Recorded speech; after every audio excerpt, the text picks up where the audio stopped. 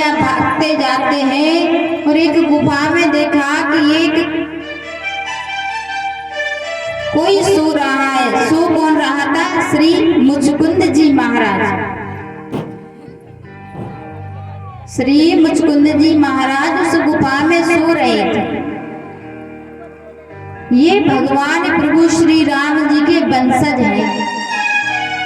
जब देवासुर संग्राम हुआ तब मुचकुंद जी महाराज से इंद्र ने सहायता मांगी कि आप मेरी सहायता करें। तब मुचकुंद जी महाराज देवलोक गए और कई वर्षों तक युद्ध चला। कई वर्षों तक युद्ध चला, कई कल्प बीत गए। और जब युद्ध समाप्त हुआ तब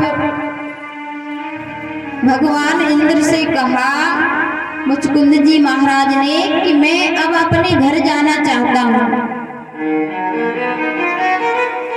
मैं अब अपने घर जाना चाहता हूँ, मुझे बहुत समय हो गया है यहाँ आए हुए। तब इंद्र ने कहा महाराज अब आप अपने घर जाकर क्या करोगे? वहां पर तो कई पीढ़ियां बीत गई। जब देवलोक में एक दिन होता है, उस एक दिन के बराबर हमारे मृत्यु लोक पर एक वर्ष होता है।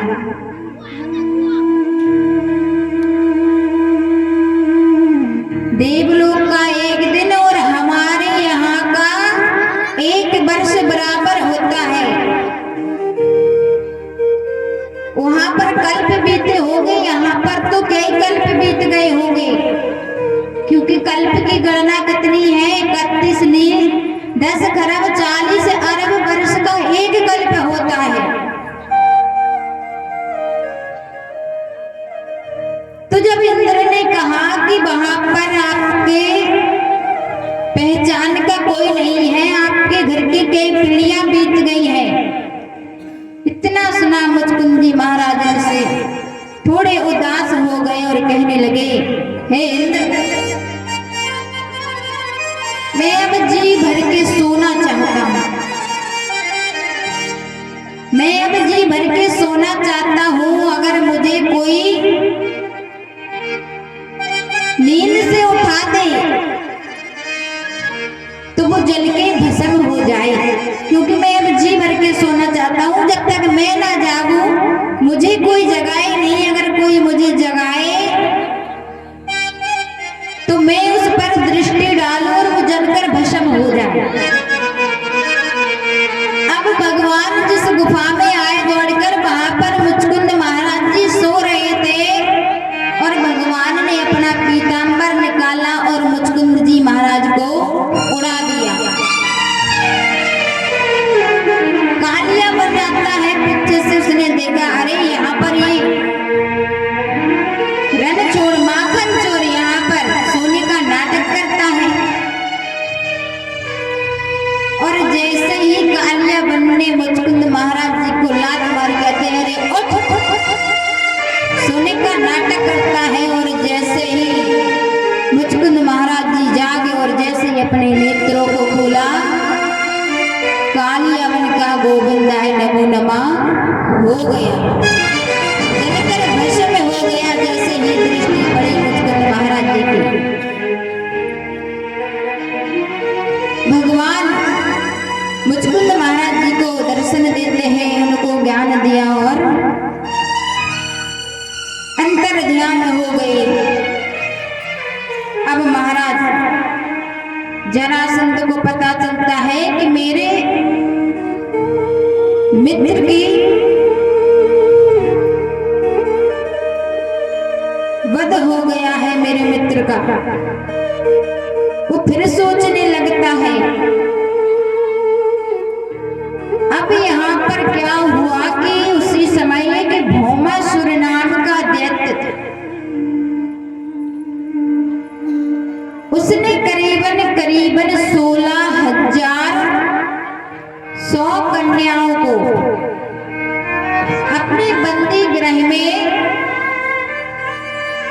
बंद करके रखा है।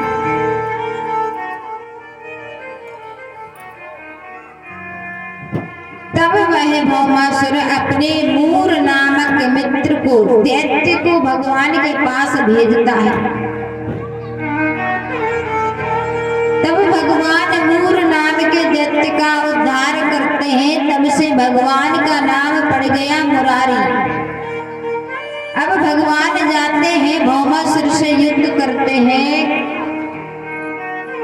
और भौमासुर का वध करके जो कन्याओं को 16,000 सौ थी उनको कारागृह से, बंदी गृह से मुक्त करवाते हैं। और भगवान ने कहा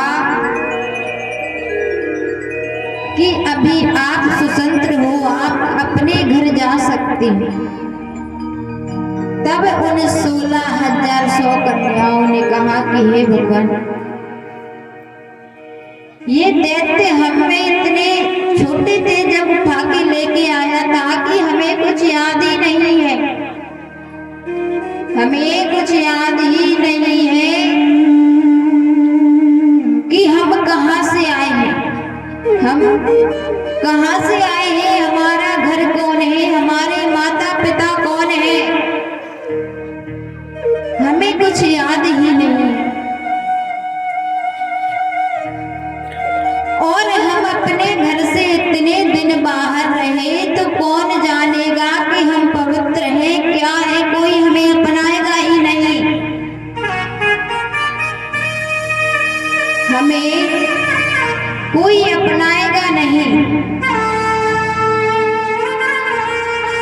तो भगवान से विनय करती हैं कि या तो आप हमें अपनाओ, नहीं तो हम अपने प्राणों का त्याग कर देंगे। तो इस कारण से भगवान ने उन 16,000 सौ कन्याओं को अपनाया, उनसे विवाह किया। उन्होंने भगवान को ही पति रूप में स्वीकार कर लिया। और महाराज एक और बात बता देते हैं आपको। बेटियां जो होती हैं, बेटियां जो होती हैं घर का धन होती हैं, लक्ष्मी होती हैं।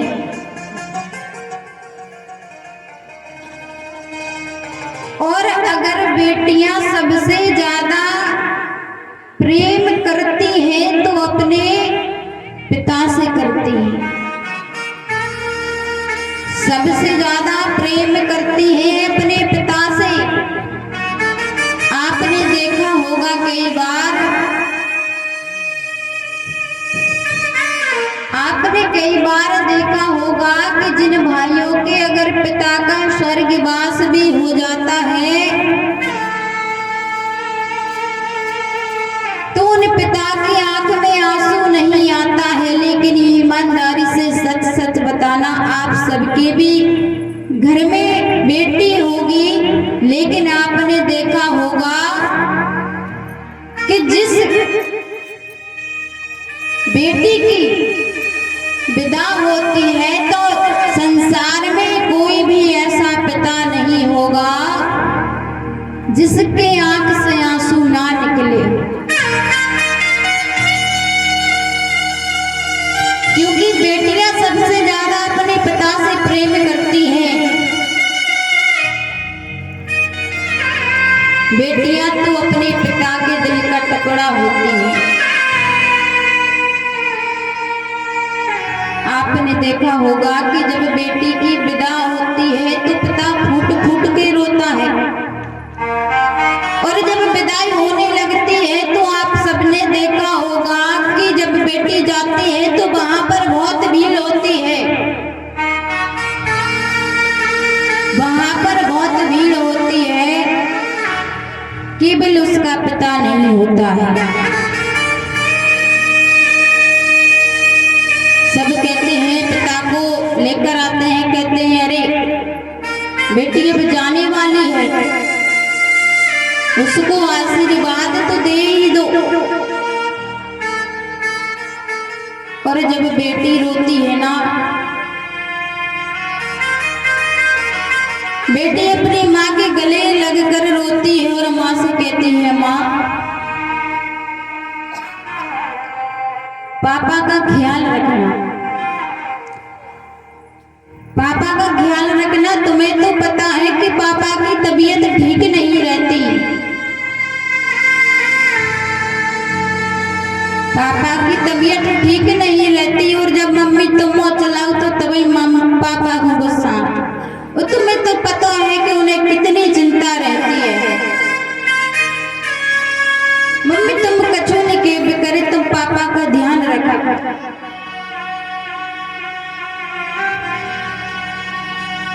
बेटी अपने माँ के गले से लगकर रोती है, लेकिन याद किसकी करती है? अपने पिता का याद करती है। पापा को कहती है कि मम्मी तुम ज्यादा मत बोला करो, वैसे ही तो पापा की तबीयत ठीक रहती है। इसके बाद जो अपने भाई के गले लगकर रोती है तो कहती है, भैया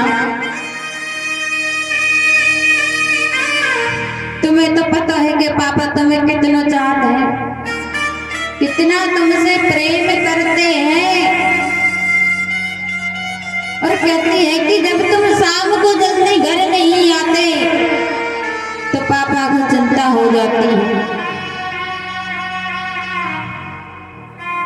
और पापा को चिंता होती है तो भैया एक काम किया करो कि शाम को थोड़ा जल्दी घर आ जाया करो, पापा को बस दिख जाया करो, उसके बाद कहीं भी चले जाया करो। आपको तो पता है कि पापा की तबीयत ठीक नहीं रहती।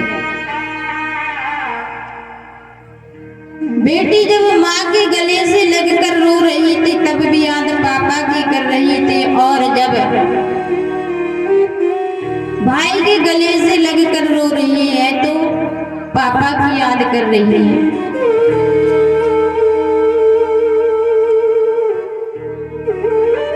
और महाराज जब बेटी ससुराल जाती है, जब उसका पिता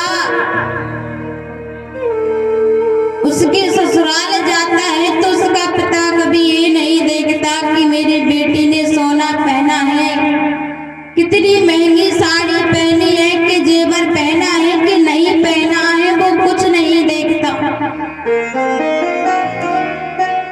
जब बेटी का पिता उसके ससुराल जाता है, पिता को तो आदत है सुबह 5 बजे उठने की, तो जब पिता 5 बजे उठकर बेटी के घर में आंगन में आता है तो वो 5 बजे क्या देखता है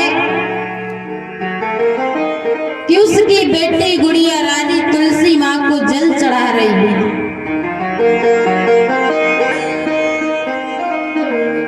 पिता देखता है, उसका हृदय उबलता है, कहता है कि मेरी बेटी इतनी सियानी कब हो गई। पिता कहता है, बेटा आप इतने जल्दी कैसे जाग गई? तो वो पुत्री क्या कहती है, बेटी क्या कहती है कि पापा हम तो और जल्दी जाग जाते, मानो आज लेट हो गए। कहता है कि पापा आज लेट हो गए, नहीं तो हम और जल्दी जाग जाते हैं। पिता सोचता है, उसका हृदय उसी से फूला नहीं समाता है कि मेरी बेटी सियानी इतनी कब हो गई, जो घर में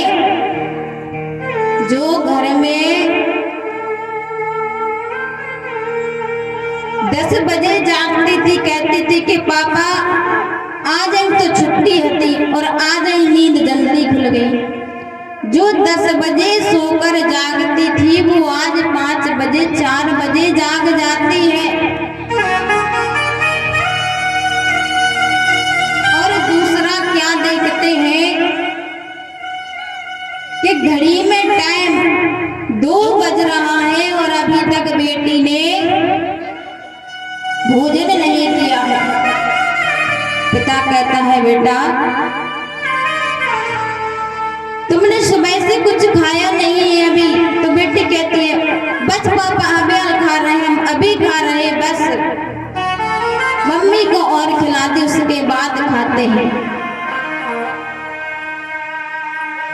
पिता का हृदय फिर उबलता है, सोचता है कि जिस घर में, जो अपने घर में अगर जो भाई बहन होते हैं ना, तो बचपन में ऐसा होता ही नहीं है कि वो झगड़ा ना करे। पिता कहता है जो घर में बेटी अगर भाई एक बिस्किट भी ले लेता था तो पूरे घर को अपने सर पे उठा लेती थी। और आज वही बेटी 2 बज रही है, अभी कुछ खाया नहीं है, कहती है बस पापा मम्मी को और खिला दे, उसके बाद खाते हैं। और महाराज अगर बेटी किसी पर विश्वास करती है तो सबसे ज्यादा अपने पिता पर विश्वास करती है, क्योंकि जब भाई बहन में लड़ाई होती है तो पता है बहन क्या कहती है कि भैया तुम्हें जितनी अति करने हैं अभी कर लो, जब शाम के पापा आएंगे तब तुम्हें पता चलेगा। जब शाम को पापा आएंगे जब तुम्हें पता चलेगा। और सामने माँ खड़ी है, लड़ाई हो रही है, तो बेटी कभी ये नहीं कहती कि माँ आएगी तो तुम्हें पता चलेगा, क्योंकि उसे पता है कि माँ को अगर मैं कहूंगी तो माँ मुझे ही डांटेगी। अगर मैंने माँ से कहा तो माँ मुझे ही डांटेगी। उसे विश्वास है अभी कि मैं पिता से कहूंगी, मुझे विश्वास है भले ही गलती मेरी क्यों ना हो, लेकिन डांट केवल भैया पर पड़ेगी। इतना प्रेम करती हैं बेटियां अपने पिता से। और जो भी हमारी माताएं बहनें हैं, सभी भाइयों से निवेदन है कि सभी भाई अपनी बहनों के पास रक्षाबंधन पर जरूर जाया करें, उनसे मिलने जाया करें, उनको बुलाया करें। कभी भी बहन से लड़ाई झगड़ा करके इस रिश्ते को कभी मत तोड़ना।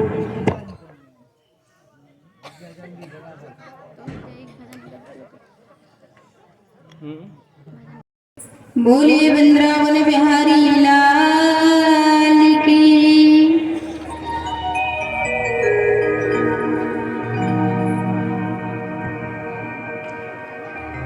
मुझे माँ से गिरा ऐसा क्या किया, बेटियां क्यों पराई हैं,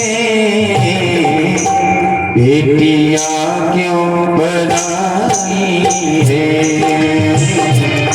बेटियां क्यों पराई हैं।